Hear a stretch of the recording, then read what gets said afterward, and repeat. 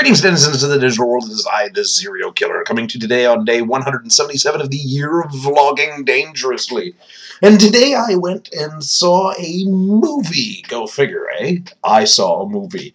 It's a rare occasion when I decide to take some of my time off and entertain myself. Okay, it's an everyday occasion pretty much. But anyway, today I saw in theaters the screen adaptation of Abraham Lincoln Vampire Hunter. Now, sadly, given my predilection to hating it, this movie was in 3D. The 3D effects, not necessary. Didn't add much of anything to it.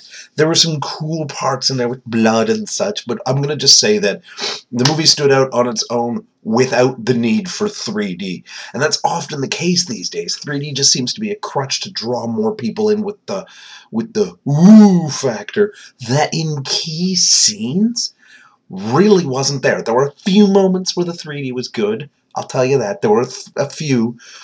There was one of those moments, and as it seems to be with 3D for me, it's not the whoa in your face shit that gets me.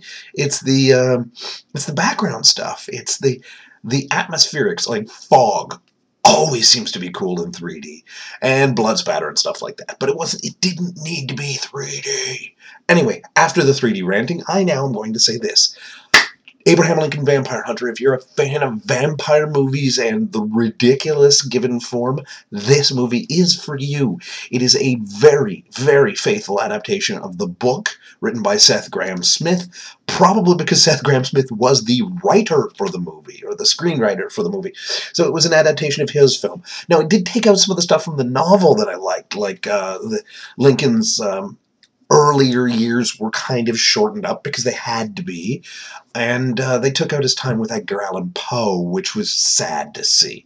But let's see, the movie was directed by Timur Bekmambetov, okay, he's no stranger to vampire movies. He was the director for Night and Day Watch, and he was also the guy who brought us that horrible movie Wanted, which was probably the first movie I ever saw Morgan Freeman swear in that I can recall. And that's about the only thing about that movie that was redeeming, because come on, curving bullets. But anyway, that aside, it does have a definite signature over-the-top flair in a lot of scenes. Very amazingly crazy set pieces and visuals, stunts and such in this. And it has that sensibility of kind of cartoony action, or the comic book action, because cartoony would be goofy. Comic book, to me, tends to be a bit more bound in the bounds of realistic, quote-unquote, but still over the top. The movie stars Benjamin Walker, who's a virtual unknown to me and to just about everyone, considering he's been in like 5 movies ever, as Abraham Lincoln. It's got Dominic Cooper, who you might recall from, let us see, oh yes, a movie called Captain America, the First Avenger, where he played Howard Stark, the father of Tony Stark. Let's see, we've also got in there Rufus Sewell, the douchebag Frenchman from A Knight's Tale, and another appearance, uncredited, oddly enough, given that I knew of his involvement in the movie before I knew of anything else of the movie, was Alan Tudyk as Stephen Douglas. And that was another thing that was kind of glossed over, was the rise of Abraham Lincoln politically. Yes, it had a few little scenes with him giving speeches, but there's just too much to put in there, and I guess his time debating with Stephen Douglas was largely glossed over. Although it's weird, because Tudyk gets a lot of screen time for a guy who got no credit in the movie. Let's see. Mary Todd was played by Mary Elizabeth Winstead, who I don't recall for being in anything, but that's just me, because she's a woman who doesn't stand out too much. Let's see, was she in anything? She was in Live Free or Die Hard. Okay, maybe I was wrong. Oh yeah, she's in Death Proof and Grindhouse. Yeah, and a few other things, Final Destination movies and such. Blah. She's really not been in much of anything consequential, other than Grindhouse.